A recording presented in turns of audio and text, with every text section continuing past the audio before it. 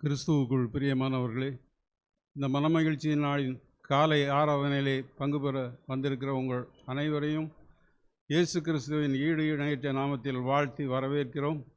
சிறப்பாக பல்வேறு ஊடகங்கள் மூலமாக இந்த ஆராதனையிலே பங்கு பெறுகிறவர்களையும் வாழ்த்தி வரவேற்கிறோம். ஜெபம் செய்வோம். சர்வ வல்லமையுள்ள எங்கள் நல்ல பிதாவே, இந்த மனமகிழ்ச்சியின் நாள் காலை வேளைக்காக உமக்கு நன்றி செலுத்துகிறோம். தகப்பனே, நாங்கள் உம்முடைய பிள்ளைகளாக கூடி உம்மை ஆராதிக்க நீர் எங்களுக்கு கொடுத்த நல்ல வாய்ப்புக்காக உமக்கு நன்றி செலுத்துகிறோம். கடந்த வாரம் முழுவதும் கண்ணின் மணியைப் போல எங்களை பாதுகாத்தீர், பராமரித்தீர், வழிநடத்தினீர். உமக்கு நன்றி செலுத்துகிறோம்.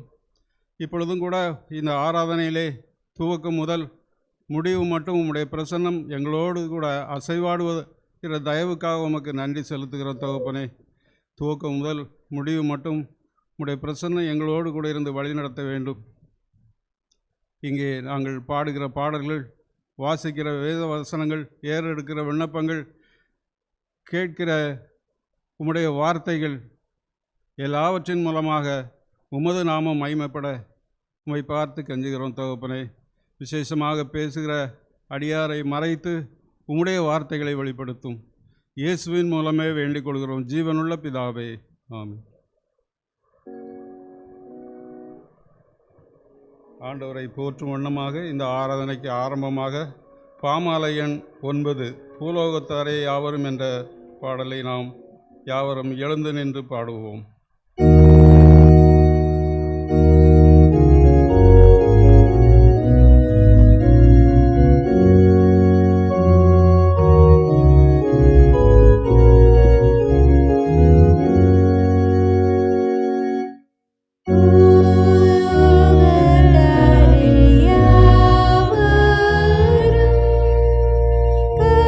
கர்த்தாவில் களி கூருங்கள்.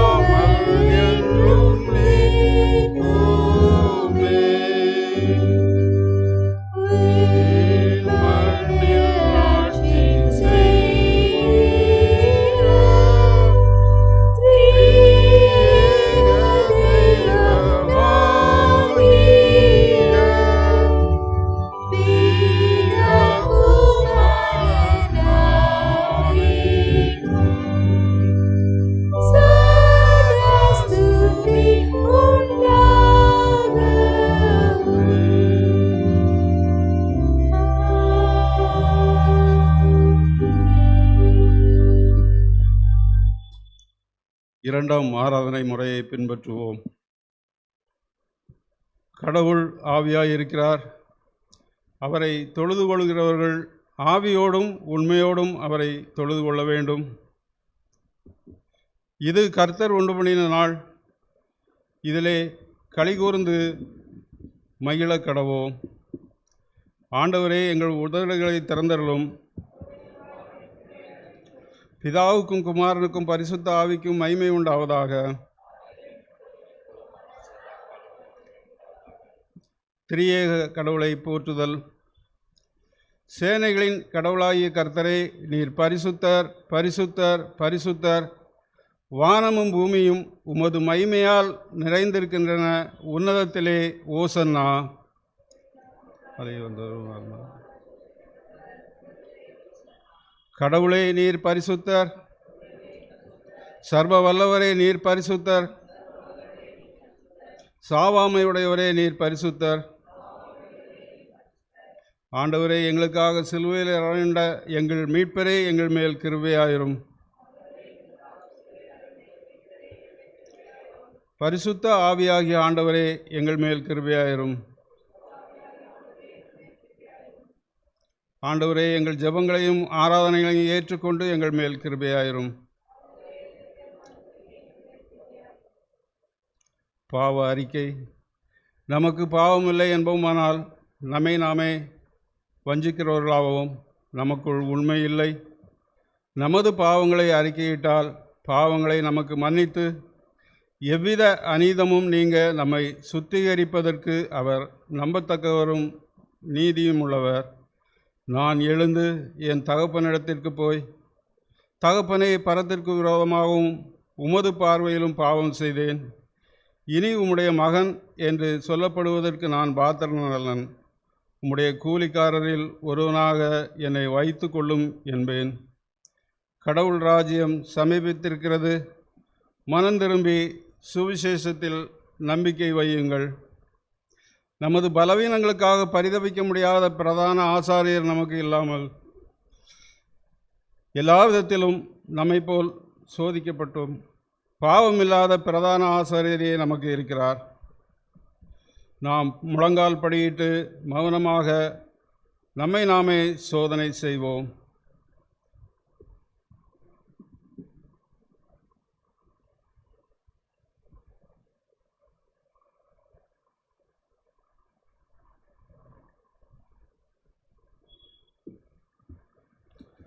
சர்வ வல்லமையுள்ள கடவுளிடத்தில் நாம் நம் பாவங்களை மனத்தாழ்மையோடு அறிக்கையிடுவோம்.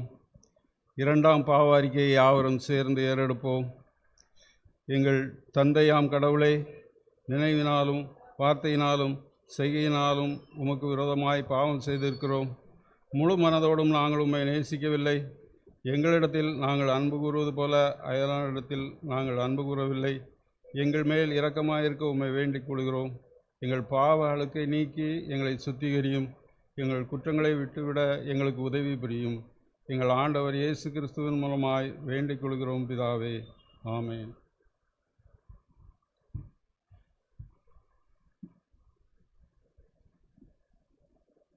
சர்வல்லமையும் மிகுந்த இரக்கமுள்ள ஆண்டவர், மன்னிப்பையும் பாவ நிமித்தி நமக்கு கட்டளையிட்டருளி வாழ்க்கையை சீர்படுத்துவதற்கான காலத்தையும் தமது பரிசுத்தாவின் கிருபையும் தேற்றுதலையும் தந்தருளுவாராக. ஆண்டவரை துதியுங்கள். யாவரும் அமர்வோம். இந்த நாளுக்குரிய வேத பாடங்கள் வாசிக்க கேட்போம்.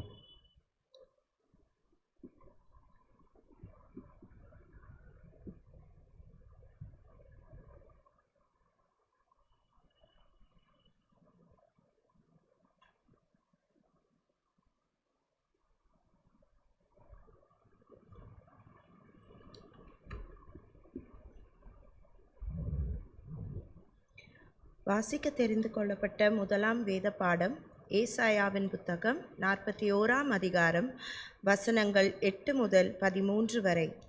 ஏசாயா 41ஆம் அதிகாரம் வசனங்கள் 8 முதல். என் தாசனாகிய இஸ்ரவேலே, நான் தெரிந்து கொண்ட யாக்கோபே, என் சிநேகிதனான ஆபிரகாமின் சந்ததியே, நான் பூமியின் கடையாந்திரங்களிலிருந்து உன்னை எடுத்து அதன் எல்லையிலிருந்து அழைத்து வந்து, நீ என் தாசன், நான் உன்னை தெரிந்து கொண்டேன், நான் உன்னை வெறுத்துவிடவில்லை என்று சொன்னேன். நீ பயப்படாதே, நான் உன்னுடனே இருக்கிறேன். திகையாதே, நான் உன் தேவன். நான் உன்னை பலப்படுத்தி உனக்கு சகாயம் பண்ணுவேன். என் நீதியின் வலது கரத்தினால் உன்னை தாங்குவேன். இதோ, உன்மேல் எரிச்சலாயிருக்கிற யாவரும் வெட்கி இலச்சை அடைவார்கள். உன்னோடே வழக்காடுகிறவர்கள் நாசமாகி ஒன்றுமில்லாமற் போவார்கள். உன்னோடே போராடினவர்களை தேடியும் காணாதிருப்பாய். உன்னோடே யுத்தம் பண்ணின மனுஷர் ஒன்றுமில்லாமல் இல்பொருளாவார்கள். உன் தேவனாயிருக்கிற கர்த்தராகிய நான் உன் வலது கையை பிடித்து, பயப்படாதே, நான் உனக்கு துணை நிற்கிறேன் என்று சொல்கிறேன். வாசிக்க தெரிந்து கொள்ளப்பட்ட வேத பாடம் வாசித்தாயிற்று. தேவனே உமக்கே மகிமை உண்டாகும்.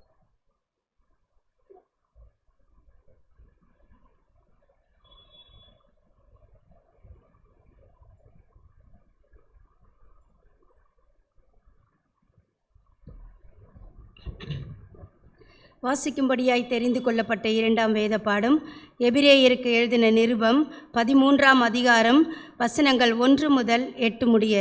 எபிரேயர் 13ஆம் அதிகாரம் வசனங்கள் 1 முதல் 8 முடிய. சகோதர சிநேகம் நிலைத்திருக்க கடவது, அந்நியரை உபசரிக்க மறவாதிருங்கள். அதனாலே சிலர் அறியாமல் தேவதூதரையும் உபசரித்ததுண்டு. கட்டப்பட்டிருக்கிறவர்களோடு நீங்களும் கட்டப்பட்டவர்கள் போல அவர்களை நினைத்து கொள்ளுங்கள். நீங்களும் சரீரத்தோடு இருக்கிறவர்கள் என்று அறிந்து தீங்கு அனுபவிக்கிறவர்களை நினைத்து கொள்ளுங்கள். விவாகம் யாவருக்குள்ளும் கனமுள்ளதாயும் விவாக மஞ்சம் அசூசிப்படாததாயும் இருப்பதாக. வேசி கல்லரையும் விபச்சாரக்காரரையும் தேவன் நியாயம் தீர்ப்பார். நீங்கள் பண ஆசை இல்லாதவர்களாய் நடந்து உங்களுக்கு இருக்கிறவைகள் போதும் என்று எண்ணுங்கள். நான் உன்னை விட்டு விலகுவதும் இல்லை, உன்னை கைவிடுவதும் இல்லை என்று அவர் சொல்லி இருக்கிறாரே. அதனாலே நாம் தைரியம் கொண்டு, கர்த்தர் எனக்கு சகாயர், நான் பயப்படேன், மனுஷன் எனக்கு என்ன செய்வான் என்று சொல்லலாமே. தேவ வசனத்தை உங்களுக்கு போதித்து உங்களை நடத்தினவர்களை நீங்கள் நினைத்து அவர்களுடைய நடக்கையின் முடிவை நன்றாய் சிந்தித்து அவர்களுடைய விசுவாசத்தை பின்பற்றுங்கள். இயேசு கிறிஸ்து நேற்றும் இன்றும் என்றும் மாறாதவராய் இருக்கிறார். பாடம் முடிந்தது. கிறிஸ்துவே உமக்கே மகிமை உண்டாவதாக. ஆமென்.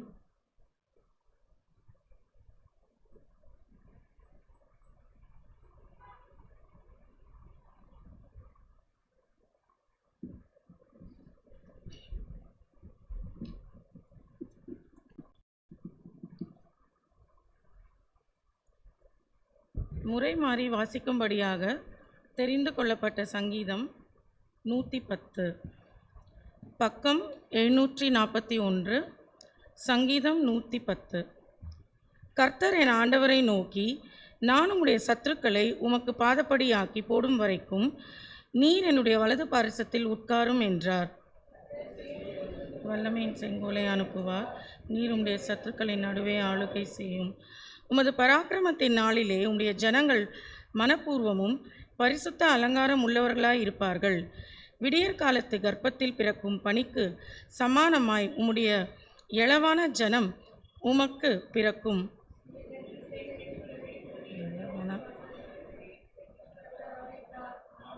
இருப்பார். உம்முடைய வலது பாரிசத்தில் இருக்கிற ஆண்டவர் தமது கோபத்தின் நாளிலே ராஜாக்களை வெட்டுவார். அவர் ஜாதிகளுக்குள் நியாயம் தீர்ப்பார். எல்லா இடங்களையும் பிரேதங்களால் நிரப்புவார். விஸ்தாரமான தேசங்களின் மேல் அனைவரும் சேர்ந்து வாசிப்போம். வழியிலே அவர் நதியில் குடிப்பார். ஆகையால் அவர் தமது தலையை எடுப்பார். பிதாவுக்கும் குமாரனுக்கும் பரிசுத்த ஆவிக்கும் மகிமை உண்டாவதாக. சதாகாலங்களும் மகிமை உண்டாவதாக.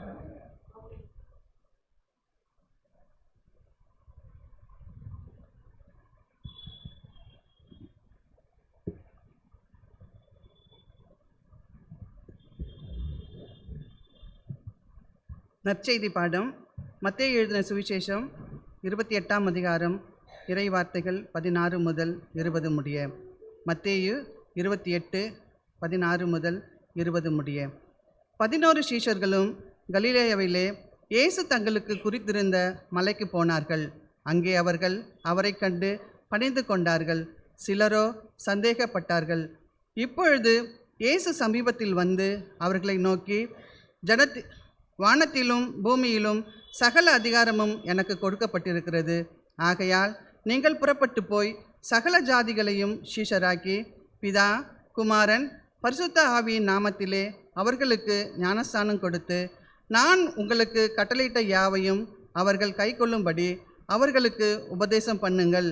இதோ உலகத்தின் முடிவு பரியந்தம் சகல நாட்களிலும் நான் உங்களுடனே கூட இருக்கிறேன் என்றார்.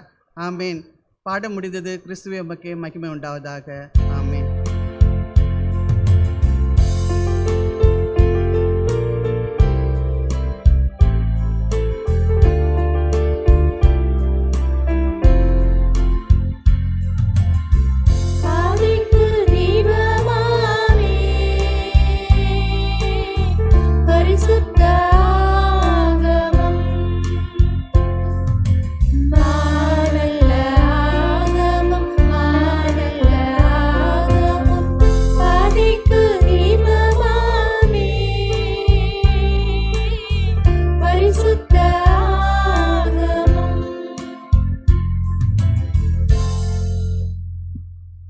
மீண்டும் ஆண்டவரை போற்றும் வண்ணமாக பாமாலை எண் 183 பாமாலை எண் 183 எப்போதும் இயேசுநாதா என்ற பாடலை பாடுவோம்.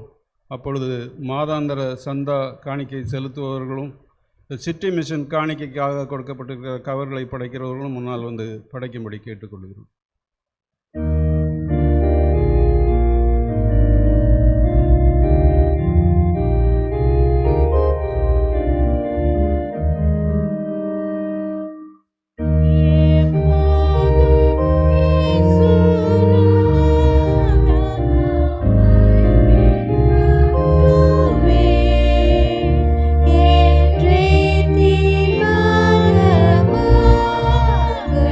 நான்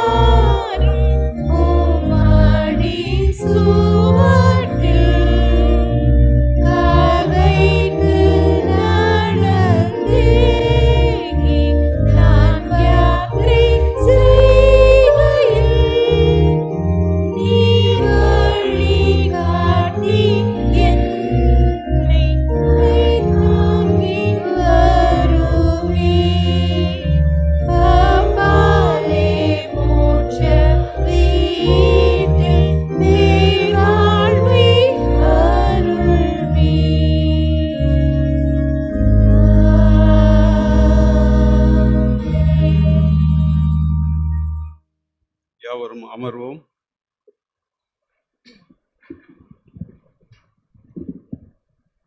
கிறிஸ்துவுக்குள் பிரியமானவர்களே, இந்த நாளிலும் நமக்கு கடவுளுடைய வார்த்தைகளை பகிர்ந்து கொள்ள வந்திருப்பவர் Arul Thiru S. Irwin Arthur Yesudas ஆயர் அவர்கள்.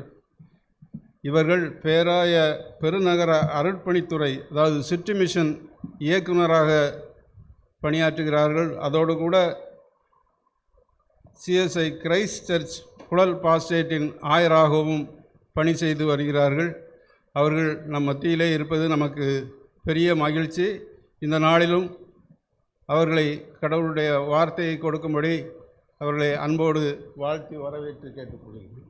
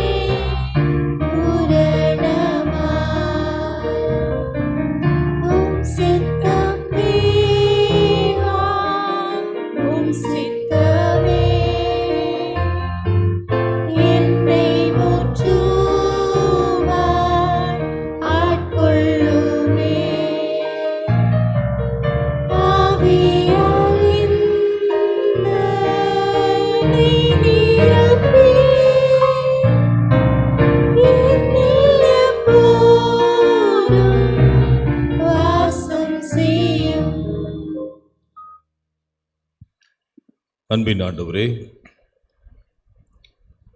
இப்பொழுதும் இந்த சிறப்பு ஞாயிறு வழிபாட்டிலே நீர் எங்களை மீண்டுமாக ஒரு குடும்பமாக அழைத்து வந்து பாடல்கள் பாடவும், இந்த வழிபாடு முழுவதும் இறை சமாதானத்தை நாங்கள் பெற்றுக்கொள்ளவும் நீர் எங்களை அழைத்து வந்ததற்காக நாங்கள் நன்றி செலுத்துகிறோம். இம்மட்டும் அது வழிநடத்துதல், முது பாதுகாவல் தொடர்ந்து எங்களோடு கூட முது கரத்தின் ஆசீர்வாதம் பயணிக்கும்படியாக எங்களை தாழ்மையோடு ஒப்புக் கொடுக்கிறோம். ஆண்டவரே, இந்த வழிபாட்டிலே இப்பொழுதும் நாங்கள் சற்று நேரம் முது இறை வார்த்தையை தியானிக்க முற்படுகின்ற பொழுது குறைவான எங்களை நீர் நிறைவு செய்யும்படியாக வேண்டுகிறோம். சிந்திக்கின்ற சத்தியங்கள், வார்த்தைகள் மெய்யாகவே எங்களுடைய அனுதின வாழ்வின் சூழல்களிலே எங்களுக்கு பயனளிக்கக்கூடியதாக, மாற்றத்தை நோக்கி எங்களை இழுக்கின்ற வசனமாக முது சத்திய வசனம் இன்றைக்கும் எங்களுக்குள் கிரியை செய்யும்படியாக நாங்கள் வேண்டுகிறோம். தேவையற்ற சிந்தனைகள், இடையூறுகள் எல்லாவற்றையும் கடவுள் நீர் தகர்த்து போடும்படியாய் பிரார்த்திக்கிறோம். மீட்பெரும் இரட்சகரும் இயேசுவின் மூலம் ஜெபிக்கிறோம், ஜீவனுள்ள நல்ல பிதாவே. கிறிஸ்துவுக்குள் பிரியமானவர்கள் அனைவரையும் ஆண்டவராகிய இயேசு கிறிஸ்துவின் பெரிதான நாமத்தினாலே அன்போடு கூட வாழ்த்துகின்றேன். கடவுள் கொடுத்த இந்த நல்ல வாய்ப்புக்கு இறைவனுக்கு நன்றி செலுத்துகின்றேன். குறிப்பாக என்னை அன்போடு கூட வரவேற்று ஏற்றுக்கொண்ட நமது திருச்சபையின் ஆயர் மனவா சந்தோஷமன்னன் அவர்களையும், ஆயரம்மா அவர்களையும், அன்பு குடும்பத்தினருக்கும் மனமார்ந்த நன்றிகளையும் வாழ்த்துதலையும், அவளோடு இணைந்திருக்கின்ற சேகரத்தின் செயலர், பொருளர், கமிட்டி அங்கத்தினர்கள், பெரியோர்கள், அனைத்து சபை மக்கள் ஒவ்வொருவரையும் ஆண்டவராகிய இயேசு கிறிஸ்துவின் நாமத்தினாலே வாழ்த்துகின்றேன். பிரியமானவர்களே, நீங்கள் அறிந்தவனமாக இன்றைக்கு நாம் ஃபெய்த் ஃபெஸ்டிவல், விசுவாச திருவிழாவை அனுசரிக்கின்றோம். குறிப்பாக அதற்கான கவர்கள் உடம் கொடுத்து நீங்கள் அதில் பங்கு கொண்டு உங்களுடைய சிறப்பான காணிகளை படைப்பதினால் இறைவனுக்கு நன்றி செலுத்துகின்றேன். அடியனுக்கு இந்த சிட்டி மிஷன் டிபார்ட்மெண்ட்டுடைய டைரக்டராக பொறுப்பளித்த அன்பு பேராயர் ரைட்டர் பால் பிரான்சிஸ் ஐயா ரவிச்சந்திரன் அவர்களுக்கும் இந்த நேரத்தில் மனமார்ந்த நன்றிகளை தெரிவித்துக் கொள்ளுகின்றேன். நீங்கள் அனைவரும் அறிந்த வண்ணமாக நம்முடைய பேராயத்தில் நிறைய துறைகள் உண்டு, நிறைய திருப்பணிகள் உண்டு. அதில் ஒன்று the department of city mission. பெருநகர் அர்ப்பணித்துறை. எனவே இதில் பல பணிகளை மிஷனரிமார்கள் இணைந்து செய்கின்றார்கள். அதில் ஒரு கனமான மிக முக்கியமான பணி என்னவென்றால், சென்னையை சுற்றி இருக்கின்ற பகுதிகளே ஆலயங்கள் உருவாக்கப்படுவதற்காக மிஷனரிமார்களை வைத்து பணித்தளங்களை அடையாளம் கண்டு புதிய நிலங்களை வாங்குவது மிகப்பெரிய பணியாக இருக்கின்றது. எனவே இந்த பழைய பணியை பல ஆண்டுகள் நாம் பேராயமாக ஒரு குடும்பமாக இணைந்து செய்கின்றோம். எனவே கடந்த ஆண்டிலே கிட்டத்தட்ட 9 புதிய பணித்தளங்கள் நம்முடைய பேராயத்திலே இணைக்கப்பட்டது. எனவே இந்த ஆண்டு குறைந்தது 25 இடங்களை அடையாளம் கண்டு நாம் பெற முயற்சிக்கின்றோம். அந்த முயற்சியிலே உங்கள் அனைவரையும் அன்போடு அழைக்கின்றோம். உங்களுடைய பங்களிப்பு, உங்கள் ஜெபம் மிக அவசியம். ஏனென்றால் திருச்சபை உருவாக்கப்பட வேண்டியது எவ்வளவு முக்கியமான பணி என்பதை நாம் அனைவரும் உணர்ந்திருக்கிறோம், அறிந்திருக்கிறோம். அது மாத்திரமல்ல, நம்முடைய திருச்சபை இட் பிலாங்ஸ் டு LMS ட்ரெடிஷனிலிருந்து வந்த திருச்சபை. குறிப்பாக நான் வில்லியம் சார்ல்ஸிலே ஆயராக பணியாற்றினேன். உங்கள் அனைவருக்கும் தெரியும், உங்களுடைய தாய் சபை என்றே சொல்லலாம். பிராட்வேல இருக்க வில்லியம் சார்ல்ஸ் மெமோரியல் சர்ச், அதில் ஆயராக பணியாற்றும் போது தான் எனக்கு அந்த வரலாறு தெரிந்தது. அங்கிருந்து பணிக்காக வந்து, திருப்பணிக்காக வந்து அடையாளம் கண்ட இடம்தான் இந்த இடம். ஏன்னா இந்த மிஷனரி சேப்பல் இன்றைக்கு மிகப்பெரிய ஒரு சாட்சியாக விளங்கி கொண்டு இருக்கின்றது. எனவே அந்த வகையிலே தொடர்ந்து நாம் பல புதிய இடங்களை அடையாளம் கண்டு கடவுளுக்கென்று புதிய ஆத்துமாக்களை சேகரிப்பது நம்முடைய மிகப்பெரிய பணி. அதை தான் சிட்டி மிஷன் மூலியமாக, குறிப்பாக இந்த ஃபெய்த் ஃபெஸ்டிவலிருந்து வருகிற தொகை அதற்குத்தான் பயன்படுத்துகிறோம். அந்த கவர்லேயே நீங்கள் பார்த்துருப்பீங்க, ஸ்கொயர் ஃபீட் கணக்கெல்லாம் போட்டு வந்திருக்கோம். எனவே அதற்காக நீங்கள் ஜெபித்துக் கொள்ளுங்கள். இந்த திருப்பணியையும் இதற்காக உழைக்கின்ற மிஷனரிமார்களையும் நம்முடைய பேராயத்தையும் நீங்கள் அதிகமாக உங்களுடைய குடும்பத்திலே தாங்கும்படியாக, ஜெபத்திலே தாங்கும்படியாக உங்களை அன்போடு வேண்டிக் கொள்ளுகின்றேன். இந்த நாளிலேயும் நாம் கர்த்தருடைய வார்த்தைக்குள்ளாக கடந்து செல்வோம். உயிர்த்தெழுந்த ஆண்டவர் என்றும் உடனிருக்கும் உறுதி. The risen Christ, assurance of everlasting presence. உயிரோடு இருக்கின்ற ஆண்டவர் எப்பொழுதும் நம்மோடு கூட இருக்கின்றார், நம்மோடு கூட பயணிக்கின்ற ஆண்டவராக இருக்கின்றார். அந்த உறுதியை அவர் கொடுக்கின்றார். அதுதான் இன்றைக்குரிய தலைப்பாக இருக்கின்றது. அதன் வாசிக்கேட்ட வேத பகுதிகள் அதை நமக்கு மிக அழகாக படம் பிடித்து காட்டுவதாக இருக்கிறது. இன்றைக்கும் ஆண்டவர் எப்படி நம்முடைய அனுதின வாழ்க்கையிலே நம்மோடு கூட இடைப்படுகின்ற ஆண்டவராக இருக்கின்றார். How God even today still is exhibiting his everlasting presence among us. நம்முடைய வாழ்க்கையிலே துன்பங்கள் இருக்கலாம், மகிழ்ச்சியான சம்பவங்கள் இருக்கலாம், unexpected ஆச்சரியமான காரியங்கள் இருக்கலாம். Whatever it may be, in all the circumstances, when we look for God, he is always there. மனிதர்கள் மறந்து போகலாம், உடன்பிறப்புகள், நண்பர்கள், நம்முடைய உறவுகள், they may forget us or they may throw us. ஆனால் இயேசு அப்படி இல்லை. The risen Lord is not like that. நாம் எப்பொழுதெல்லாம் கடவுளிடம் உண்மையாக அவருடைய பிரசன்னத்தை நாடி தேடுகிறோமோ அப்பொழுதெல்லாம் நம்மோடு கூட இருக்கின்ற ஆண்டவராக இருக்கின்றார். எனவே அதை தான் நாம் வாசிக்கேட்ட மத்தேயு நற்செய்தி நூல் 28ஆம் அதிகாரத்திலே நாம் பார்க்கிறோம். அங்கே ஆண்டவருடைய சீடர்கள் இயேசு தங்களுக்கு சொன்ன இடத்திலே ஒன்று கூடுகின்றார்கள். So there was a big vacuum after the death of Christ. சிலுவையில் இயேசு மரணம் அடைந்ததற்கு பிற்பாடு, கல்லறைக்கு அவர் எடுத்துச் சென்றதற்கு பிற்பாடு சீடர்களுடைய வாழ்க்கை தள்ளாடுகின்றதை நாம் பார்க்கின்றோம். They were not able to witness and experience the physical Christ. அவர்கள் இதுவரை தொட்டு பழகின, பயணித்த இயேசுவை அவர்களால் பார்க்க முடியவில்லை, பேச முடியவில்லை. எனவே the absence of the biological structure of Jesus, இயேசுடைய physical structure இல்லாததினாலே அவர்கள் சிதைந்தவர்களாக, அச்சம் கொண்டவர்களாக, நம்பிக்கை அற்ற நிலைமையிலே இருக்கின்ற சீடர்களை நாம் பார்க்கின்றோம். That's why they closed their rooms. எனவேதான் ரோமர்களுக்கு பயந்து, அதிகாரங்களுக்கு பயந்து மேல் வீட்டு அறையை பூட்டிக் கொண்டிருக்கின்றதை யோவான் நற்செய்தியாளர் பதிவு செய்கின்றார்.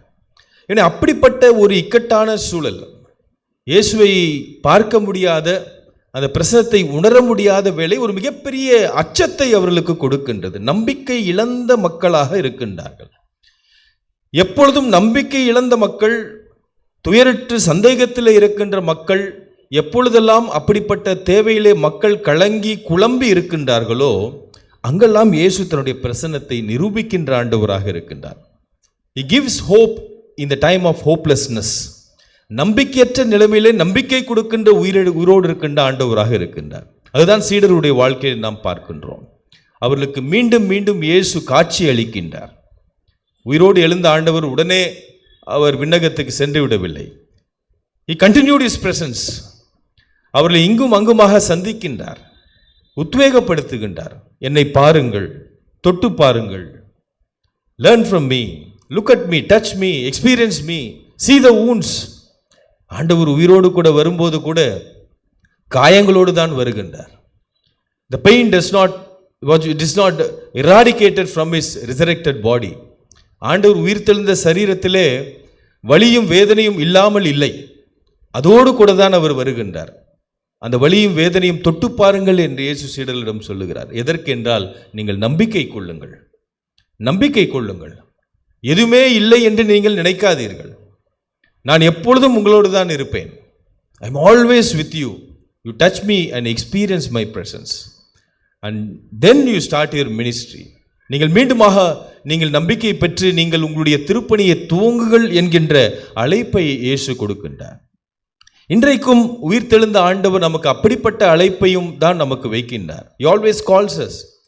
வாருங்கள், பணி செய்யுங்கள், திருப்பணி ஆற்றுங்கள், எனக்காக உழைக்கின்ற பிள்ளைகளாக நீங்கள் இருங்கள். நமக்கு அந்த திருப்பணியின் முக்கியத்துவத்தை உணர்த்துகின்ற ஆண்டவராக இயேசு இருக்கின்றார். ஒருவேளை நாம் வாசிக்கிட்ட பகுதியிலே 11 சீடர்களும் இயேசு தங்களுக்கு பணித்தபடியே கலிலேயாவில் ஒரு மலைக்கு அவர்கள் செல்லுகின்றார்கள். எனவே அங்கே இயேசு அவர்களுக்கு மீண்டும் காட்சி அளிக்கின்றார். பல காட்சிகளிலே இதுவும் ஒரு காட்சியாக இருக்கின்றது. மத்தேயு இதை மிக அழகாக நமக்கு பதிவு செய்கின்றார். அங்கே அவரை கண்டு வித்தியாசமான அனுபவங்களை சீடர்கள் பிரதிபலிக்கின்றார்கள். ஒரு சில சீடர்கள் அவரை கண்டு பணிந்தார்கள் என்று நாம் பார்க்கிறோம். வசனம் 17 அதை தான் சொல்லுகிறது. அவரை கண்டு பணிந்தார்கள். They respected him, they devoted him. ஆனால் சிலரோ ஐயமுற்றார்கள் என்று சொல்லப்படுகிறது. But some does not believe it. அதை ஏற்றுக்கொள்ள முடியவில்லை. உயிரோடு இருக்கின்ற கிறிஸ்துவை நேரடியாக பார்த்தும் கூட தங்களுடைய மிகப்பெரிய கேள்வியை, சந்தேகத்தை ஒரு சிலர் முன்வைக்கின்றார்கள். எனவே there were different groups of people. ஒரு சிலர் அவரை பணிந்து கொள்கிறார்கள், மற்றவர்கள் ஐயம் கொள்ளுகிறார்கள். இப்படிப்பட்ட சிதைந்திருக்கிற எண்ணமுடைய மக்களை வைத்துதான் கடவுள் இறையரசை கட்டுகின்றார். பலவான்களை வைத்தல்ல, ஞானிகளை வைத்தல்ல, திடமாக இருக்கின்றவர்களை வைத்தல்ல. Those who suffer with hopelessness, those who struggle with hopelessness, நம்பிக்கையற்ற நிலைமையிலே அச்சம் கொண்டு திகைத்து கொண்டு இருக்கின்ற மக்களை புறந்தல்லாமல் அவர்களை அழைத்து மீண்டும் மீண்டும் நம்பிக்கை கொடுக்கின்ற ஆண்டவரை நாம் பார்க்கின்றோம். That is the beauty of our God. அதுதான் ஆண்டவருடைய திருப்பணியின் அழகாக இருக்கின்றது. இன்றைக்கு நீங்களும் நானும் அழைக்கப்பட்டிருக்கிறோம் என்றால் நம்முடைய செயல்பாடுகள் இப்படிதான் இருக்கிறது. Many times we praise him with lot of hopes. நம்பிக்கையோடு அவரை ஆராதிக்கிறோம், துதிக்கின்றோம், நம்முடைய விசுவாசத்தை ஆழமாக பதிவு செய்கிறோம். மறுநொடியிலே ஏதோ ஒரு துன்பம், துக்கம், இடையூறு வருகின்ற பொழுது நாம் நம்முடைய அவநம்பிக்கையை, அச்சத்தை பிரதிபலித்துகின்றவர்களாக இருக்கின்றோம். We also exercise and exhibit two kind of faith. முழுமையாக உறுதியாக நம்மால் இருக்க முடிவதில்லை. நாமும் சறுக்குகின்றோம். நாம் சறுக்குகின்றதினாலே கடவுள் நம்மை தூக்கி எறிவதில்லை. மீண்டுமாக வாய்ப்பளிக்கின்ற, அழைப்பு கொடுக்கின்ற ஆண்டவராக இருக்கின்றார். அதுதான் மிக மிக முக்கியம். கிறிஸ்துவத்திலே அதுதான் கடவுள் புதிய நம்பிக்கையை கொடுக்கின்ற ஆண்டவராக இருக்கின்றார். இந்த மக்களை, இதனுடைய சீடர்களை, ஐயமுற்றவர்களையும் அழைத்துதான் இயேசு திருப்பணிக்கு அழைக்கின்றார். அவர் ஒன்றும் அங்கே சொல்லலை, யாரெல்லாம் சந்தேகப்படல நீங்களாம் போங்க நாங்கள் சொல்லலை. Those who only believe in me, follow me. Those who does not believe me, just leave this place அப்படின்னு நாங்கள் சொல்லலை. He called everybody. எல்லோரையும் தான் அழைக்கிறார். 2 மனநிலை உடையவர்களையும் தான் இயேசு திருப்பணிக்கு அழைக்கின்றார். அங்கே சொல்லுகின்ற 18 வசனம், இயேசு அவர்களை அணுகி யாரை வாசிக்கிறீங்களா? 18வது வசனம் வாசிங்க.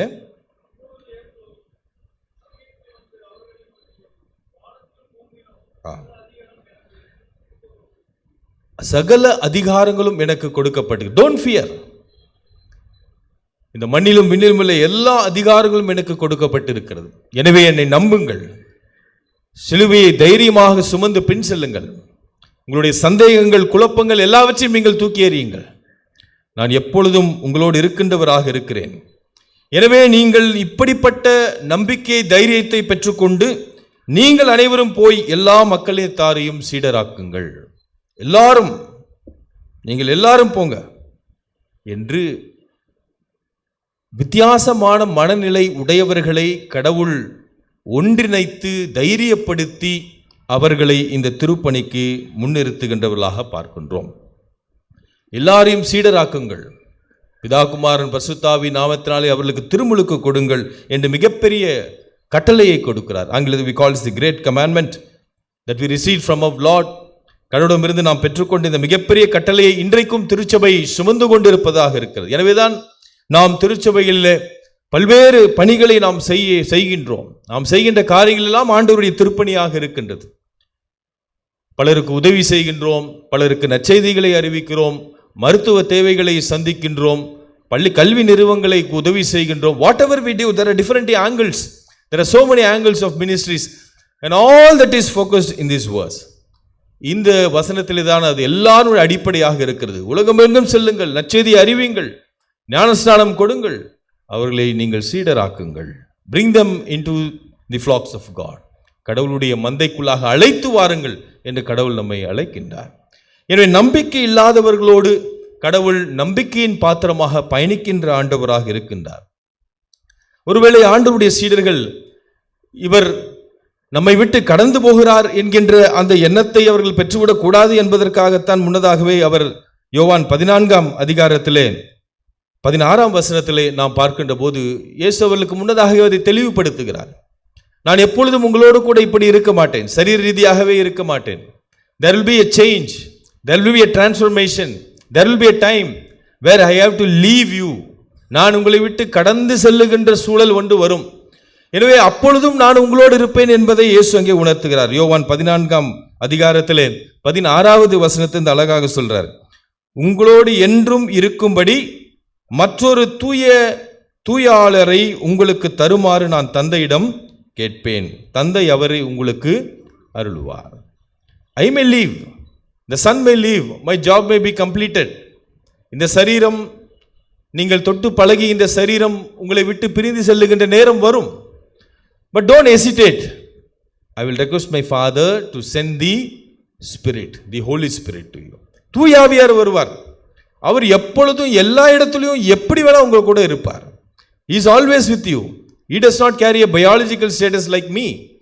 என்னை போல அவர் சரீர ரீதியாக உங்களோடு இருக்க போவதில்லை, மாறாக அவர் ஆவியின் ரீதியாக இருக்கிறார். The spirit will be always with you. It will always guide you. அதான் ஆண்டவர் சொல்லுகிறார், என்றென்றைக்கும் நிலைத்திருக்கின்ற அசூரிங், அப்பொழுதும் எப்பொழுதும் சதா நாட்களிலும் உங்களோடு இருக்கின்ற ஆண்டவராக செயல்படுகின்ற சூழலை இந்த தூய ஆவியானவர் ஏற்படுத்துகின்றார். எனவே அவரே உண்மையை வெளிப்படுத்தும் தூய ஆவியானவர். உலகம் அவரை ஏற்றுக்கொள்ள இயலாது, ஏனெனில் அது அவரை காண்பதும் இல்லை, அறிவதும் இல்லை. நீங்கள் அவரை அறிந்திருக்கிறீர்கள். You know him. நீங்கள் தூய ஆவியானவரை அறிந்திருக்கிறீர்கள். அந்த பரிசுத்த ஆவியானவர் உங்களை வழிநடத்துவார், உங்களை சரி செய்வார், எப்பொழுதும் சதா நாட்களிலும் உங்களோடு கூட இருப்பார் என்பதை முன்னதாகவே அவர்களுக்கு உணர்த்துகின்ற ஆண்டவர். That's why we think assurance of everlasting presence.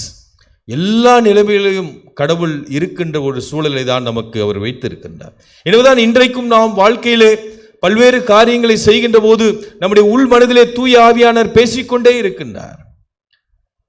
நாம் அந்த மெல்லிய சத்தத்திற்கு எப்படி செவி கொடுக்கிறோம் என்பதுதான் இன்றைக்கு கேள்வியாக இருக்கின்றது.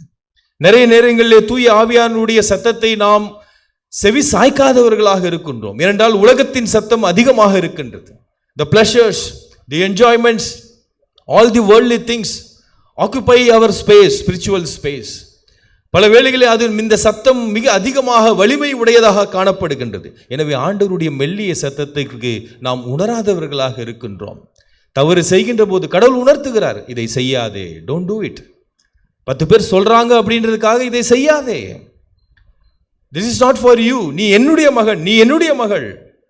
You have to stand alone. You have to fight alone. ஆனால் நாம் அச்சப்படுகின்றோம், தயங்குகின்றோம். அந்த சத்தத்தை நாம் புறந்தள்ளிவிட்டு வெளியே சொல்லுகின்ற சத்தத்திற்கு எளிதாக செவி சாய்த்து விடுகின்றோம். இதுதான் தூய ஆவியானவரினுடைய பிரசனத்தை உணராதவர்கள் நாம் பல வேளைகளிலே கடந்து சென்று விடுகின்றவர்களாக இருக்கின்றோம். ஆனால் பிரியமானவர்களே, கடவுள் சொல்லுகின்றார், நான் என்றைக்கும் உங்களோடு கூட இருக்கிறேன். இந்த டைம் ஆஃப் ட்ரிபுலேஷன்ஸ் எல்லா நிலைகளையும் உங்களோடு கூட பயணிக்கின்ற ஆண்டவராக இருக்கின்றேன். வாசிக்கிட்ட பழைய ஏற்பாட்டிலே ஏசாயா தீர்க்கிலே அதை தான் ஆண்டவர் மிக தெளிவாக இஸ்ரேல் மக்கள் சொல்லுகிறார். மிக துக்கமான சூழல் அவர்களுக்கு, பாபிலோனிலே சிறைப்பட்டிருக்கின்ற சூழல், வாழ்விழந்த சூழல், நம்பிக்கையற்ற சூழல், உரிமை நிலம், உரிமை வாழ்வு எல்லாம் இல்லாத நிலைமையிலே, அச்சத்திலே தயக்கத்திலே இருக்கின்ற சூழலே தான் நம்பிக்கையின் வார்த்தைகளை கடவுள் தீர்க்கர் மூலம் அவர்களுக்கு அங்கே அளிக்கின்றார். நீங்கள் அஞ்சாதீர்கள், நீங்கள் கவலைப்படாதீர்கள், எப்பொழுதும் நான் உங்களோடு கூட இருப்பேன். மிக அழகாக அவர் சொல்லுகிறார்.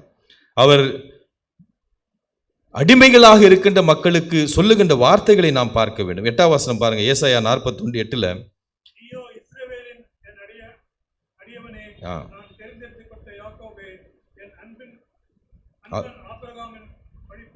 வழிமரபே. He gives so many identification to those people who have lost their identity. தங்களுடைய சுய வாழ்வு, தங்களுடைய நிலம், தங்களுடைய குடும்பம், தங்களுடைய தேசம் எல்லாவற்றையும் விட்டுவிட்டு புறதேசத்திலே அடிமைகளாக சஞ்சரித்து கொண்டிருக்கின்ற மக்களை பல்வேறு அன்பின் அடையாளங்களோடு இயேசு அங்கே குறிப்பிடுகின்றார். நீயோ இஸ்ரவேலே என் அடியவனே, you are my chosen people. நீங்கள் விரக்தி அடையாதீர்கள். இந்த பாபிலோன் தேசத்தில் நீங்கள் அடிமையாக இருக்கிறதுனால நீங்கள் என்னுடைய பிள்ளைகள் இல்லை என்பது இல்லை. Don't think I am not with you. You are my children. நீ என்னுடையவன், என்னுடையவள். நான் தெரிந்து கொண்ட யாக்கோபே. I have chosen you. But they are slaves. இன்னொரு தேசத்திலே அடிமைகளாக இருக்கின்றவர்களை பார்த்து கடவுள் சொல்லுகின்ற வார்த்தை, நான் தெரிந்து கொண்டவர்கள், என்னுடைய அடியார்கள், என் அன்பின் ஆபிரகாமின் வழிமரபே என்று இத்தனை அடையாளங்களை அவருக்கு நினைவூட்டுகின்றார். இதெல்லாம் நீங்க இழந்துட்டீங்க. It's all because of you. You committed sin against the Lord. So you have lost all those high identifications. இவ்வளவு மகிமையான காரியங்கள் எல்லாம் நீங்கள் இழந்து இன்றைக்கு அடிமைகளாக இருக்கின்றீர்கள். Don't feel bad. I have chosen you. நான் உங்களை அழைக்கின்றேன், வாருங்கள். நம்பிக்கையை கடவுள் உங்களுக்கு கொடுக்கின்றார். 10ஆம் வசனம் பாருங்க, அஞ்சாதே, நான் உன்னுடனே இருக்கின்றேன், கலங்காதே, நான் உன் கடவுள், நான் உனக்கு வலிமை அளிப்பேன், உதவி செய்வேன், என் நீதியின் வலதுகரத்தினால் உன்னை தாங்குவேன் என்று அடிமை வாழ்வில் இருக்கின்ற மக்களுக்கு கடவுள் நம்பிக்கை கொடுக்கின்றார். நம்முடைய வாழ்க்கையிலேயும் பல வேளைகளிலே நாம் தனிமைப்படுத்தப்படலாம். There will be situations where we may lose our identity. அப்படி அடையாளங்கள் மறுக்கப்படுகிற சூழலை இருக்கின்ற பொழுதெல்லாம் நினைவில் வைத்துக் கொள்ளுங்கள், யார் நமக்கு உதவி செய்கிறார்களோ இல்லையோ, யார் தங்களுடைய வார்த்தைகளை காப்பாற்றுகிறார்களோ இல்லையோ, நம்முடைய ஆண்டவர், உயிரோடு இருக்கின்ற ஆண்டவர் நம்மை நம்பிக்கையோடு வழிநடத்துகின்றவராக இருக்கிறார், தைரியப்படுத்துகிறார். இந்த சத்தியம் தான் அவர் சொல்கிறார், அஞ்சாதே, கலங்காதே, நான் உம்மை வலிமைப்படுத்துகின்றேன், என் நீதியின் வலதுகரத்தினால் உன்னை தாங்குவேன், உனக்கு எதிராயிருக்கின்ற எல்லாவற்றையும் இல்லாமல் செய்வேன் என்று அங்கே ஏசாயா தீர்க்கர் மூலியமாக இஸ்ரேல் மக்களுக்கு கடவுள் நம்பிக்கை கொடுக்கின்றார். அதுதான் கடவுளுடைய உயிரோடு இருக்கின்ற ஆண்டவருடைய பிரசன்னமாக இருக்கிறது. Still he exists and he travels with us. நம்மை வலிமைப்படுத்துகிறார், வழிநடத்துகிறார். எல்லாவித இன்னல்கள், நம்பிக்கையற்ற சூழலில் இருந்து நம்மை பிரித்தெடுத்து நம்மை புதுமையின் பாதைக்குள்ளாக கடவுள் அழைத்து செல்லுகின்றவராக இருக்கின்றார். எனவே நாம் நீதியின் பிள்ளைகளாக, கடவுளுடைய பிள்ளைகளாக, எப்பொழுதும் கிறிஸ்துவை நாடி தேடுகின்ற பிள்ளைகளாக இருக்க கடவுள் நம்மை எத்தனிக்கின்றார். அதுதான் எப்படி வாழ வேண்டும் என்பதை நாம் வாசிக்கேட்ட எபிரேயரிலே நாம் பார்த்தோம். How we have to live. உண்மையுள்ளவர்களாக இருங்கள், எல்லாரையும் நேசியுங்கள், அந்நியரை உபசரியுங்கள், திருமண பந்தம் எவ்வளவு உண்மையாக இருக்கு. All the good qualities I have mentioned there. எல்லா நல்ல ஒழுக்கங்களும் அங்கே சொல்லப்பட்டு இருக்கிறது. Live a disciplined Christian life. அப்போ கடவுள் உங்களோடு கூட இருப்பார். இஸ் நாட் நாம் எப்படி வேணுமானால் வாழலாம், கடவுள் இவ்வளவு தைரியம், இவ்வளவு நம்பிக்கை கொடுப்பதினாலே we can live as we like என்று நாம் இருக்க முடியாது. கடவுள் கட்டுப்பாடு விதிக்கின்றார். there are principles, there are norms, you have to adopt, you have to exercise. என்னை அப்படி செய்கின்ற பொழுது நான் எப்பொழுதும் உங்களோடு கூட இருக்கின்ற ஆண்டவராக இருக்கின்றேன். அந்த நம்பிக்கையை இன்றைக்கும் கடவுள் நமக்கு உறுதி செய்கின்றார். ஒருவேளை இன்றைக்கும் திருச்சபையாக அழைக்கப்பட்டிருக்கின்ற நாம் ஆண்டவருடைய சீடர்களைப் போல தடுமாறுகின்ற வேளையிலே தடுமாற்றத்தை போக்குகின்ற ஆண்டவராக, புதுமை அளிக்கின்ற ஆண்டவராக புது வாழ்வுக்குள் கடவுள் நம்மை அழைத்து செல்லுகின்றார். எந்த நிலைமையில இருந்து நாம் கடவுளை அழைத்தாலும் கடவுள் நமக்கு தன்னுடைய பிரசனத்தை வெளிப்படுத்துகின்றார். ஆண்டவருடைய சீடர்களுக்கு தன்னுடைய பிரசனத்தை வெளிப்படுத்தின ஆண்டவர் இன்றைக்கும் நம்முடைய தனிப்பட்ட வாழ்க்கையிலே தன்னுடைய பிரசனத்தை வெளிப்படுத்துகின்றார், புது நம்பிக்கை கொடுக்கின்றார். ஆண்டவருடைய சீடர்களுடைய தொடர் பயணத்திலே நாம் பார்க்கின்றோம். இயேசுவுக்கு உடைய இந்த சம்பவத்திற்கு பிற்பாடு ஆண்டவருடைய சீடர்கள் எப்படி பயணிக்கின்றார்கள், எவ்வளவு இன்னல்களை சந்திக்கின்றார்கள். அப்போஸ்தலர் நடபடிகளிலே நாம் பார்க்கின்ற போது ஆண்டவருடைய சீடருடைய திருப்பணிகளை நாம் பார்க்கின்றோம். so many struggles, so many pains, so many oppositions.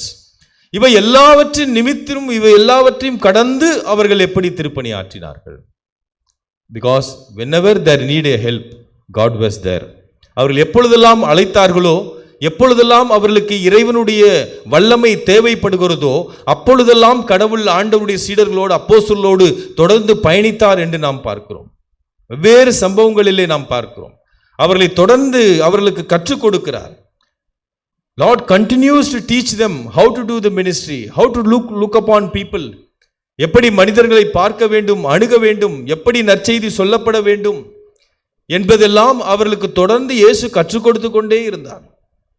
ஏதோ அவர்கள் 12 பேர் ஆண்டவரோடு இருந்ததினாலே எல்லாம் தெரிந்தவர்களாக அவர்கள் இல்லை. they were falling often. அவர்கள் இயேசுவோடு இருந்து கூட பல வேளைகளிலே அவர்கள் பலவைகளை உணராதவர்களாகவே அவர்கள் பயணித்தார்கள். so Jesus was always encountering with them. The risen Lord was always encountering with his disciples in following ministry in the apostles. குறிப்பாக திருத்தூதர் பணிகள் 10ஆம் அதிகாரத்திலே ஒரு உதாரணத்தை மாத்திரம் நான் முன்வைக்க விரும்புகிறேன். பேதுருவும் கொர்நேலியுவும். கொர்நேலி எப்படிப்பட்ட நபர் உங்களுக்கு தெரியும். அவர் ஒரு யூதர் அல்ல, புற இனத்தார், a Gentile, but he was a very good man. எனவே அப்படிப்பட்ட நல்ல பண்புகளை விசுவாசத்தோடு பயணிக்கின்ற நபர் அழைக்கின்ற போது இயேசு அவருக்கு காட்சி அளிக்கின்றார். கடவுள் அவர்களுக்கு காட்சி அளித்து அவரை சொல்லுகின்றார், இப்படி போ, பேதுரு என்று இருப்பார், அவளை அழைத்து வா, அவர் உன்னோடு கூட பேசுவார், உனக்கார காரியங்களை சொல்லுவார் என்று அங்கே சத்தியம் சொல்லப்படுகின்றது.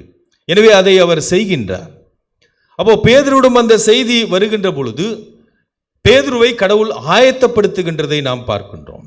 மினிஸ்ட்ரியில் கடவுள் நம்மை எப்பொழுதுமே கற்றுக் கொடுத்து கொண்டே இருப்பார். only thing we have to open our ears and eyes and listen to God.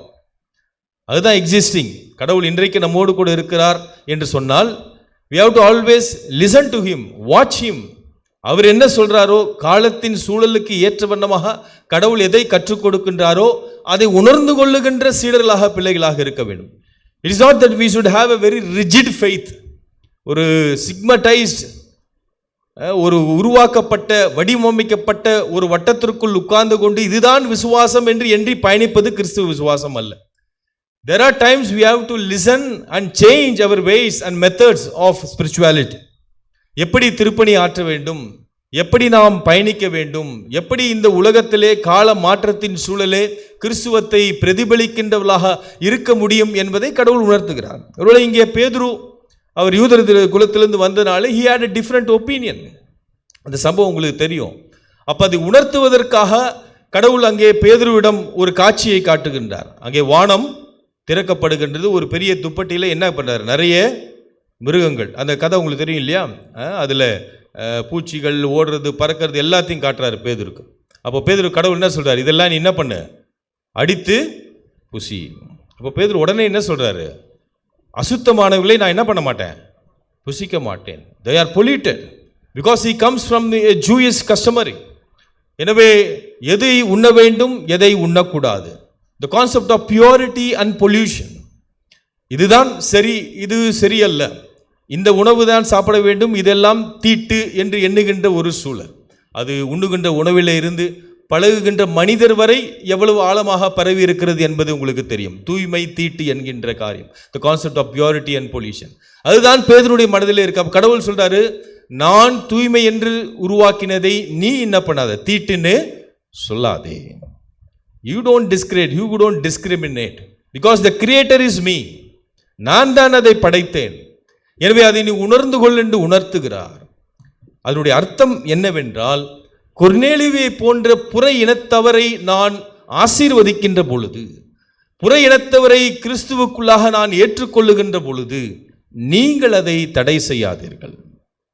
You do not stand there againsting, ஐயோ இவர்களெல்லாம் ஜென்டைல்ஸ், புற இனத்தார், இவர்கள் மீது எப்படி பரிசுத்த ஆவி வரும் என்று எண்ணுகின்ற யூத எண்ணத்தை நீ மாற்ற வேண்டும் என்று இயேசு கற்றுக் கொடுக்கின்றார். This is the presence of Christ. Even today he teaches us so many things. How to look, how to go about in ministry. பல்வேறு காரியங்களை கற்றுக் கொடுக்கிறார். அப்பதான் பேதுருக்கு அந்த தெளிவு வருகின்றது. எனவே பேதுரு அதை தான் அவர் அங்கே சொல்லுகின்றார். 28ஆம் வசனம், திருத்தூதர் 10ஆம் அதிகாரத்திலே 28ஆம் வசனத்தை, கொர்நேலியுக்குள் வீட்டுக்குள் சென்று அவர்களை எல்லாம் பார்த்த பிற்பாடு பேதுரு அதை சொல்றார், அது உணர்றதை சொல்றார். 28ஆம் வசனத்தை, அவர் அவர்களை பார்த்து, ஒரு யூதன் பிற குலத்தவரிடம் செல்வதும் அவர்களோடு உறவாடுவதும் முறைகேடு என்பதை நீங்கள் அறிவீர்கள். திஸ் இஸ் தி லா. இதுதான் சமுதாயத்தின் கட்டளை. ஒரு யூதன் பிற இன மக்களோடு சேருவதும் பழகுவதும் மிகப்பெரிய தவறு என்பதை நாம் அறிகின்றோம். That is the customary that we follow now. ஆனால் யாரையும் தீட்டுள்ளவர் என்றோ தூய்மையற்றவர் என்றோ சொல்லக்கூடாது என கடவுள் எனக்கு இன்றைக்கு காட்டினார். The God has made me to realize that what is real ministry. Now I am opened. என்னுடைய கண்கள், என்னுடைய எண்ணங்கள் திறக்கப்பட்டிருக்கின்றது. இது யாருக்கு? பேதுரு. ஆண்டவரோடு கூடவே இருந்தவர், கூடவே பயணித்தவர். அவருக்கும் இந்த தெளிவு தேவைப்படுகிறது. இன்றைக்கும் நமக்கு பல தெளிவுகள் தேவைப்படுகின்றது. அந்த தெளிவை நம்மோடு கூட இருக்கின்ற, உயிரோடு இருக்கின்ற ஆண்டவர் தினந்தோறும் நமக்கு கற்றுக் கொடுக்கிறார். அதுதான் the everlasting presence. சும்மா நம்ம கூட வர்றவர் இல்லை. சும்மா எவர்லாஸ்டிங் பிரசன்ஸ்னா நம்ம கூடயே இருந்து எப்பொழுது நம்ம ஆசீர்வதிச்சுட்டே இருப்பாருன்னு நினைக்காதீங்க. The everlasting presence is the presence always he teaches, always he enlightens, always he opens our eyes and minds. எனவே அந்த சிந்தையை நாம் உடையவர்களாக இருக்க வேண்டும். பேதுருவுக்கே இப்படி மாற்று சிந்தனை தேவைப்படுகின்றது. Then there are, think about us. நம்மை குறித்து யோசித்து பாருங்கள். We have a very rigid mind. We are people of small thoughts. குறுகிய எண்ணம் படைத்தவர்கள் நாம். நமக்கு எப்பொழுதுமே நாம, நம்முடைய குடும்பம், நம்முடைய சொந்தம், நம்முடைய உறவு, இதுதான் நமக்கு பெருசா தெரியும். We never look out. அதனால தான் கடவுள் சொல்றாரு, அந்நியரை உபசரிக்க கற்றுக்கொள்ளுங்கள். He teaches. அந்நியரை உபசரிங்கள். நம்ம அதான் எபிரேயரில் இன்றைக்கு வாசிச்சோம். உங்களுக்குள்ளே உபசரிப்பது அல்ல, ட்ரை டு லேர்ன். புறயிலிருந்து வருகிறவங்க, யாருன்னே தெரியாதவங்கள உபசரிங்க, பழகுங்க. அதை தான் இங்கே பேதுருக்கு ஆண்டவர் கற்றுக் கொடுக்கின்றார். Open your eyes. உங்களுக்குள்ளே நீ ஊழியம் செய்து திருப்பணி ஆற்றுவது அல்ல. There are people like Cornelius.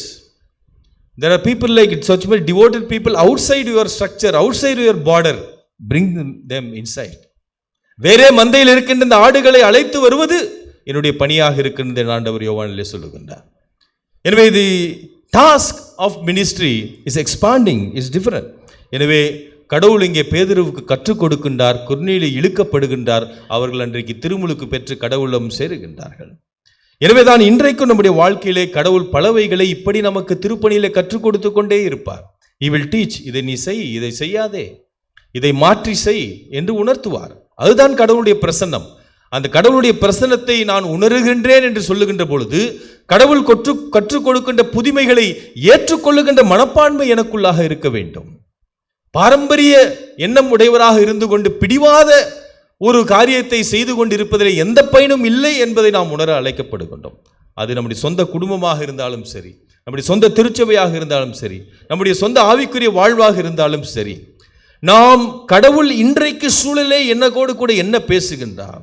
How contextual is this verse to me in this current situation? இன்றைக்கு இந்த ஆவிக்குரிய வசனம் எனக்கு என்ன போதிக்கின்றது? அதை நான் எப்படி எடுத்துச் செல்லுகின்றவராக இருக்கிறேன் என்பதை கடவுள் உணர்த்துகின்றார். அதுதான் ஆண்டவருடைய சீடருக்கு கடவுள் தொடர்ந்து செய்தார். அப்போஸ்தலரை தொடர்ந்து வழிநடத்துகிறார். எப்பொழுதெல்லாம் அவர்களுக்கு வல்லமை தேவைப்படுகிறதோ, எப்பொழுதெல்லாம் அறிவுரைகள் தேவைப்படுகிறதோ கடவுள் செய்து கொண்டே இருக்கின்றார். இன்றைக்கு உங்களையும் என்னையும் கடவுள் அப்படிதான் வழிநடத்துகின்றார். பல வேளைகளிலே அந்த மெல்லிய சத்தத்தைக்கு நாம் செவி சாய்க்காதவர்களாக இருந்து விடுகிறோம். We are very much occupied with the busy worldly things. எனவே அது நம்மை மிக எளிதாக கடவுளிடம் இருந்து பிரித்து விடுவதாக இருக்கின்றது. எனவே எப்பொழுதும் நான் உங்களோடு இருக்கின்ற அந்த everlasting presence அதை உணராதவர்களாக நாம் இருந்து விடுகின்றோம். We think this life is a permanent life. No. இதுதான் வாழ்வு, இதுதான் எப்போதும் என்னோடு கூட இருக்கும் என்று நினைக்கிறோம். ஆனால் இரவிலே தூங்கி காலையிலே விழிப்பது மிகப்பெரிய கேள்விக்குறி என்பதை நாம் மறந்து விடுகிறோம். It is all pure grace. ஒவ்வொரு நாளும் ஒவ்வொரு மணிவேளையும் அவருடைய முழு கிருபையாக இருக்கின்றது. He gives us time, He gives us space, He gives us relation, He gives us everything that we need. And He expects only one thing from us. Listen to me and exercise what I am saying. நான் என்ன சொல்லுகிறேனோ அதை கேட்டு செவிசாய்த்து நீங்கள் வாழுங்கள் என்றுதான் இறைவன் சொல்லுகின்றார். எனவே பிரியமானவர்களே, இந்த நேரத்திலேயும் கடவுள் நமக்கு கற்றுக் கொடுப்பது இதுதான். இன்றைக்கும் உயிரோடு இருக்கின்ற ஆண்டவர் பல்வேறு நிலைகளிலே சூழல்களிலே நம்மளோடு பேசுகின்றார். திருவசனங்கள் மூலியமாக பேசுவார், பல காட்சிகளை காட்டுவார், பல அனுபவங்களை தருவார். இவை எல்லாவற்றையும் உணர்ந்து உள்ளான மனதிலே ஆண்டவரே நான் என்ன செய்ய வேண்டும் என்ற கேள்வியோடு கூட கடவுளோடு பயணிக்க அழைக்கப்படுவோம். கடவுள் நம்முடைய எண்ணங்களை திறந்தருள்வாராக. தலையில தாழ்த்தி கண்களை மூடி ஜெபம் செய்வோம். அன்பின் ஆண்டவரே, இன்றைக்கும் நீர் எங்களோடு கூட பேசுகின்ற ஆண்டவராக, கற்றுக் கொடுக்கின்ற ஆண்டவராக, எங்களை வழிநடத்துகின்ற ஆண்டவராக இருக்கிறீர். பல வேளைகளே நாங்கள் தவறுகின்றோம், மீறுகின்றோம், முரண்படுகின்றோம். எங்களுடைய சுயத்தை பெரிதாக நாங்கள் எண்ணிக்கொள்ளுகின்றோம். நாங்கள் எண்ணுவதுதான், நாங்கள் செயல்படுத்துவதுதான் ஆவிக்குரிய வாழ்வு என்று நாங்கள் வடிவமைத்து கட்டமைத்துக் கொள்கிறோம். அதுவல்ல, ஆண்டவருடைய பார்வையும் ஆண்டவருடைய சிந்தனைகளும் ஆண்டவருடைய எண்ணங்களும் மனிதருடைய சிந்தனைக்கு அப்பாற்பட்டது என்களை நாங்கள் உணர்கின்றோம். இன்றைக்கும் உயிரோடு இருக்கின்ற ஆண்டவர் எங்களை இந்த உலகத்திலே மிகப்பெரிய சாட்சிகளாக சிலுவையை சுமந்து பயணித்து மற்றவர்களை சிலுவையை சுமக்க உற்சாகப்படுத்தி அழைத்து வருகின்ற பணியை எங்களுக்கு கொடுத்திருக்கிறீர் என்பதை உணர்கின்றவர்களாக இருக்கின்றோம். கடவுள் தாமே தொடர்ந்து எங்களை ஆக்கப்பூர்வமாக ஆவிக்குரிய வாழ்வை வழிநடத்தும்படியாக தாழ்மையோடு எங்களை ஒப்புக் கொடுக்கிறோம். மீட்பெரும் இரட்சகரும் இயேசு மூலம் ஜெபிக்கிறோம் ஜீவனுள்ள நல்ல பிதாவே.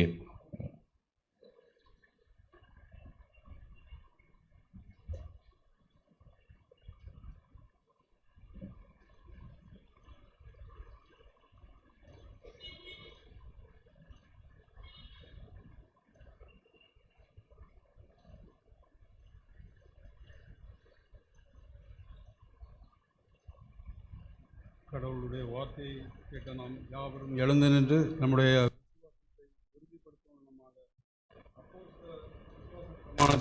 சேர்ந்து ஏறெடுப்போம்.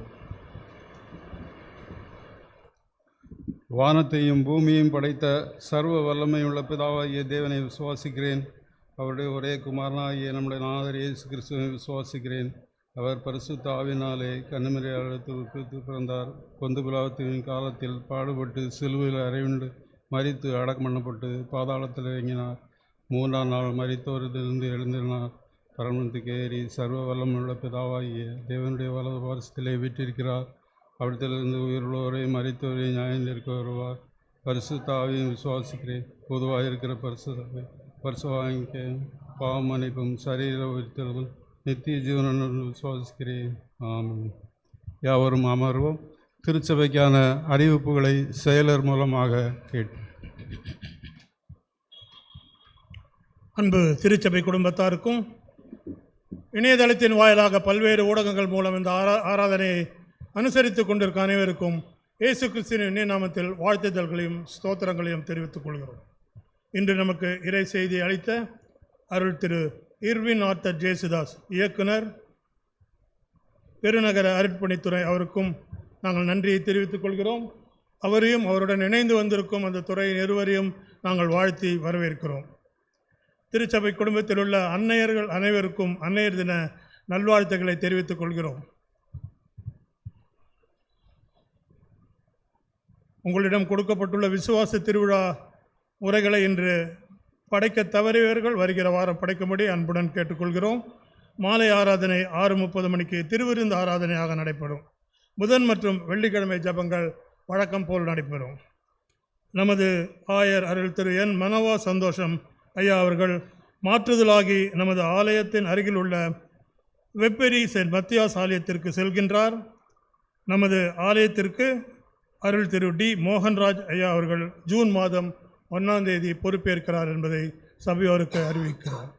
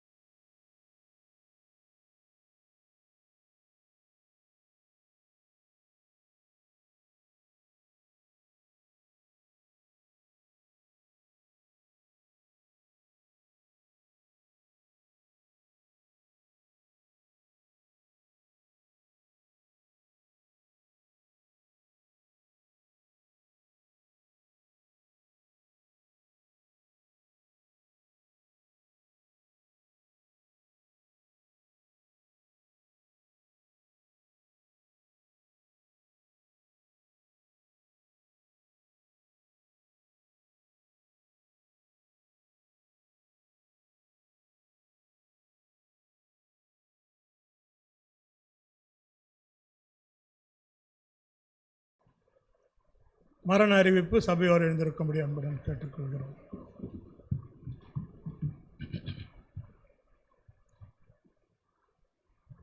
நமது சபையை சார்ந்த மிஸ்ஸஸ் மனோரமா ரூத் அவர்கள் தனது 64ஆம் வயதில் 5/5/26 அன்று கர்த்தருக்குள் நித்திரையடைந்தார் என்பதை தெரிவித்துக் கொள்கிறோம். அன்னாரின் உடல் மறுநாள் 6/5/26 அன்று உயிர்த்தெழுதலின் நம்பிக்கைக்கென்று கீழ்ப்பாக் கிறிஸ்டியன் செமெட்ரியில் அடக்கம் செய்யப்பட்டார். ஆயர் அவர்கள் அவருக்காக ஜெபிப்பார்கள். ஜெபம் செய்வோம். இரக்கங்களின் பிதாவே, எல்லா ஆறுதலையும் அருளுகின்ற அன்பின் கடவுளே, இதோ இப்பொழுதும் திருச்சபையின் அந்யோன்ய ஐக்கியத்திலே இருந்து விடைபெற்றிருக்கின்ற MS மனோரமா ரூத் அவர்களுக்காக உம்மை பிரார்த்திக்கின்றோம். அடியாளுக்கு இந்த புவியிலே நீர் கொடுத்த வாழ்வுக்காக, சுகத்திற்காக, சாட்சியின் ஜீவியத்திற்காக நன்றி செலுத்துகின்றோம். அவர்களுக்கென்று உறவுகள், ஆண்டவரே, இந்த திருச்சபையின் ஐக்கியம், சமுதாய பொறுப்புகள், கடமைகள் என்ற எல்லா நிலைமைகளையும் கடவுள் பயணித்தீர். இதோ உலக வாழ்வு நிரந்தரமற்ற வாழ்வு. அவரவருக்கு பிறப்பும் இறப்பும் சகஜமாக இருக்கிறது என்பதை நாங்கள் உணர்கின்றோம். இதோ இப்பொழுதும் அன்பின் அடியால் இந்த புவியின் வாழ்வை நிறைவு செய்தவராக நித்திய வாழ்வுக்குள்ளாக அவரை நீர் அழைத்து கொண்டிரு. ஆண்டவரே, நித்திய வாழ்விலே மகிமையோடு கடவுளோடு இளைப்பாறுகின்றவர்களாக, எந்நாளும் கடவுளை துதிக்கின்ற பாக்கியத்தை பெறுகின்றவர்களாக இருக்கும்படியாக நாங்கள் வேண்டிக் கொள்ளுகின்றோம். அடியாரை இழந்து வாடுகின்ற, உறவை இழந்திருக்கின்ற உடன்பிறப்புகள், நண்பர்கள், குறிப்பாக திருச்சபை மக்கள் அனைவருக்கும் கடவுள் உலகம் திறக்க முடியாத ஒரு தெய்வீக சமாதானத்தை, நம்பிக்கையை நீர் தடும்படியாக நாங்கள் வேண்டுகிறோம். இறப்பை குறித்து எங்களுடைய புத்திக்கு எட்டாத இந்த கிறிஸ்துவின் செயல்பாடை நாங்கள் அறிந்து கொள்ளவும், அதை ஏற்றுக்கொண்டு நாங்கள் தொடர்ந்து நம்பிக்கையிலே பயணிக்கவும் எங்களை தாழ்மையோடு கூட ஒப்படைக்கின்றோம். இந்த அருமையான குடும்பத்தினரையும் திருக்கரத்திலே சிறப்பாக ஒப்புக் கொடுக்கிறோம். கடவுள் ஆறுதல் படுத்தும். மீண்டும் உயிர்த்தெழுதல் உண்டு என்கின்ற நம்பிக்கையை நாங்கள் விதைக்கின்றோம். கடவுளுடைய திருகின் கரம் அவர்களை ஆசீர்வதிக்கட்டும். மீட்பெரும் இரட்சகரும் இயேசுவின் மூலம் ஜெபிக்கிறோம் எங்கள் நல்ல பிதாவே. சபையோர் அமரலாம். பிறந்த நாள் மற்றும் திருமண நாள் காண்பவர்கள் அனைவரையும் திருச்சபையின் சார்பாக வாழ்த்துக்கிறோம். உங்களுக்கான வாழ்த்து பாடல் இதோ.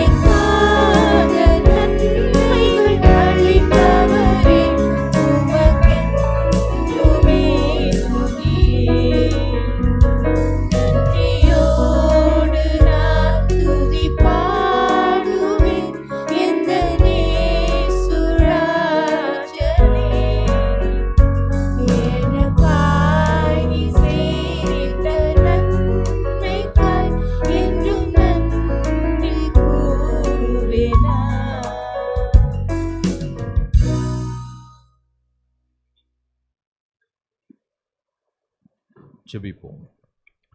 எல்லா நல்ல ஆசீர்வாதங்களை அருளுகின்ற அன்பின் ஆண்டவரே, திருச்சபையின் அந்யோன்ய ஐக்கியத்திலே தங்களது பிறந்த நாளையும் திருமண நாளையும் கொண்டாடுகிற அன்பர்களுக்காக நாங்கள் பிரார்த்திக்கின்றோம்.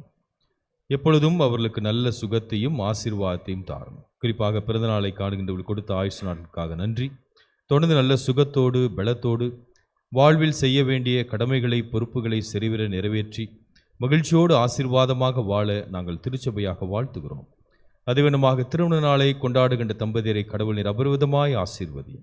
குடும்பத்திலே தொடர்ந்து ஐக்கியம், சந்தோஷம், உண்மை, சமாதானம் இருக்கவும், இல்லத்தின் தலைவராக நீரே இருந்து அவர்களை பொறுப்படுத்தி வழிநடத்தவும், குடும்பங்களிலே ஆண்டவர் உறவுகள் மத்தியிலே நல்ல அன்பையும் ஐக்கியத்தையும் நீர் தரும்படியாக நாங்கள் வேண்டுகிறோம். திருமண நாளை காணுகின்றவர்கள் தொடர்ந்து இப்படிப்பட்ட மகிழ்ச்சி நாட்களை கொண்டாட கடவுள் எல்லாவித அனுக்கிரகத்தையும் கிருபையும் நீர் தந்தருளும்படியாக பிரார்த்திக்கிறோம். மீட்பெரும் இரட்சகரும் இயேசு மூலம் ஜெபிக்கிறோம் நல்ல பிதாவே.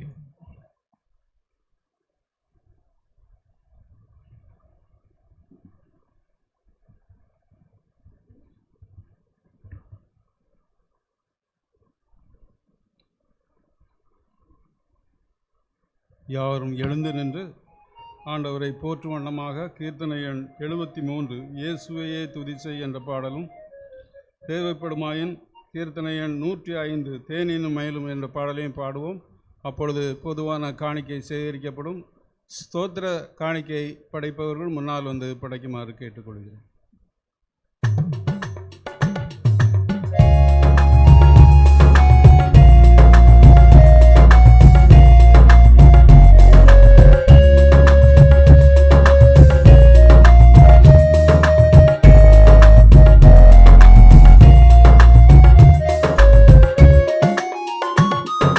இயேசுவையே துதிசே,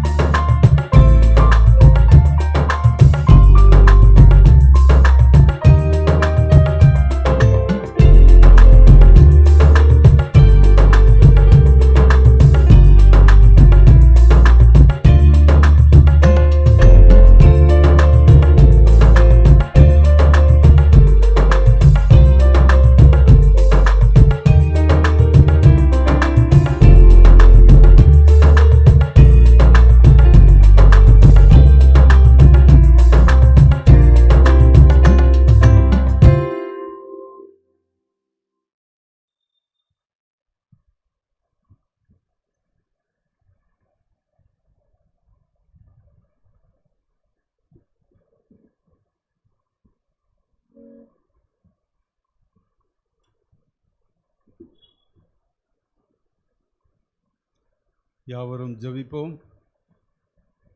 இறுதி ஜெபத்தை நம் மத்தியில் இருக்கிற ஆயர் அவர்கள் ஜெபித்து ஆசீர்வாதம் கூறுவார்கள்.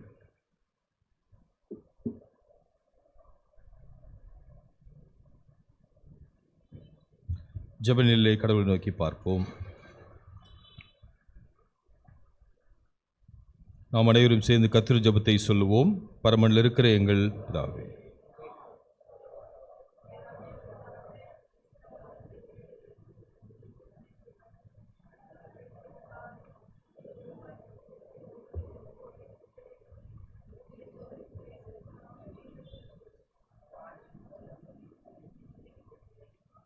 ஆண்டவரே, உமது இரக்கத்தை எங்களுக்கு காண்பியும்.